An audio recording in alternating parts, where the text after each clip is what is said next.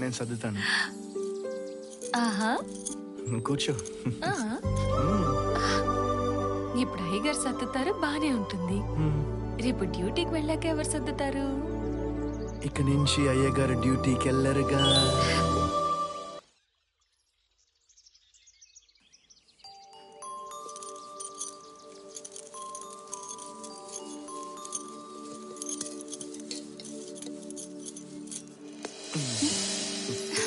నేను సర్దుతాను.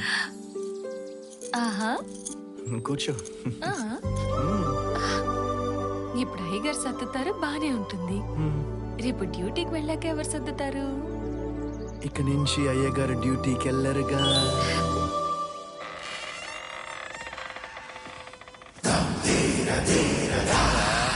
ఇల్లంతా ఇలా ఉంది. దయ్యాల కొంపలు ఇలాగే ఉంటాయి కదా ఏంటి? ఏం రోయ్, నీకు బాగా ఎక్కువైనట్టుండదే. మరి వాసా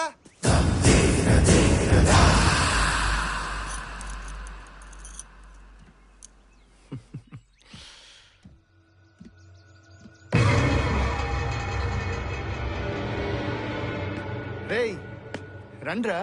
ఏందిరా కొంపంతా ఇట్టపాటు పడిపోయి ఉండదే. ఎందో ఒక్కతే ఎంత పని చేస్తుందిరా. ఏం సిక్కు అంతలా భయపడుతున్నావు? బస్ నువ్వు దియ్యానువే.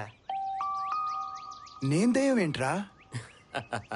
అది కాదు వాసు, రాత్రి నీ దగ్గరికి నీళ్ల కోసం వచ్చినప్పటి నుంచి నువ్వు దెయ్యానివని ఓ గోలెట్టేశాడు. ఆ ఎదవకేమో ఏదో యాదొచ్చిందంట. వీళ్ళిద్దరు కలిసి రాత్రి అంతా దొబ్బేశారు. ఓ, అదా.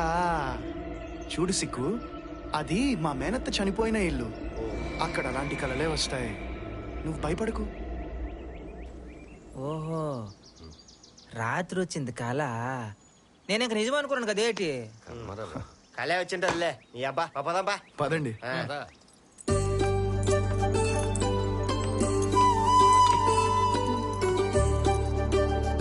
వాళ్ళందరికి కూడా ఇచ్చే.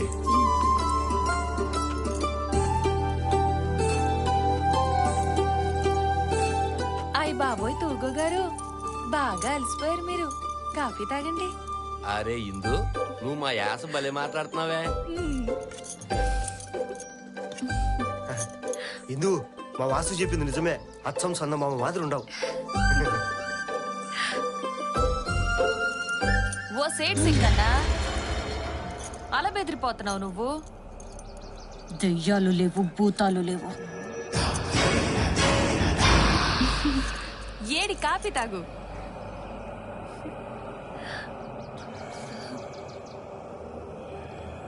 సిక్కు, రేయ్ ఇడు మరీ భయపడుతున్నాడు రా. ఇడికో తాయెత్తు కట్టించండి.